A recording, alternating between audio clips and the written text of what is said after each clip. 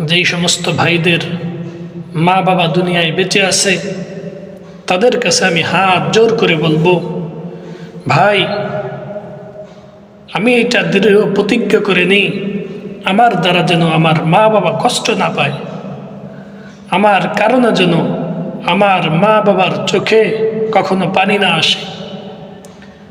আমার দেওয়া আঘাতের কারণে আমার মা আমার বাবা যদি নির্জনে বসে কান্না করে তার চোখে পানি চলে আসে, অথবা কখনো যদি আমার মা অথবা আমার বাবা নির্জনে আল্লাহর কাছে হাত তুলে আমার বিরুদ্ধে বদদুয়া করে, তাহলে এটা আমি মনে করে নিই, এটা আমি নিশ্চিত লিখে রাখি যে আমার জীবনকে আমি ধ্বংস করে দিলাম, আমার দুনিয়া আমার আখেরাত সব আমি বরবাদ করে ফেললাম। যত বড়ই গুনাহ করেন না কেন, যত বড়ই পাপ করেন না কেন, শিরক যদি না করেন আল্লাহ তাআলা আপনার সব গুনাহ মাফ করে দেবে। কিন্তু পিতামাতার অন্তরে কষ্ট দিয়ে আপনি এইটা মনে করেন না যে আপনি দুনিয়ায় সফল হয়ে যাবেন, আপনি দুনিয়ায় অনেক বড় কিছু হয়ে যাবেন।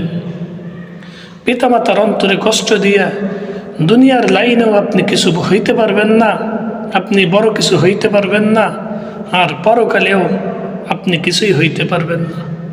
দুনিয়ায় কিছু হইতে চান, পিতামাতার দোয়া অবশ্যই লাগবে।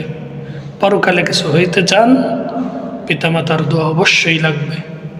পিতামাতার দোয়ার মতো পুঁজি আর কিছুই হইতে পারে না। মা বাবার দোয়া অনেক বড় পুঁজি, দুনিয়ার লাইনেও পুঁজি, আখিরাতের লাইনেও পুঁজি। যেই ব্যক্তি নিজের মা বাবার দোয়াকে জীবনের পুঁজি হিসেবে পেশ করলো, ওই ব্যক্তি দুনিয়ায় সফলকাম হয়ে গেল। যেই ব্যক্তি নিজের মা বাবার দোয়াকে পরকালের পাথেয় হিসেবে পেশ করলো, তার পরকালও সুন্দর হয়ে গেল।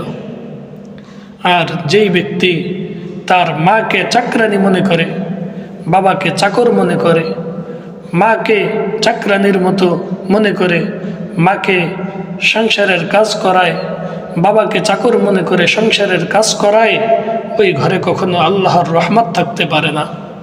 যেই ঘরে মাকে কষ্ট দেওয়া হয়, মাকে মানসিকভাবে কষ্ট দেওয়া হয়, বাবাকে কষ্ট দেওয়া হয়, ওই ঘরে কখনো আল্লাহর রহমত থাকতে পারে না। আল্লাহর রহমতের ফেরেশতা ওই ঘরে থাকতে পারে না।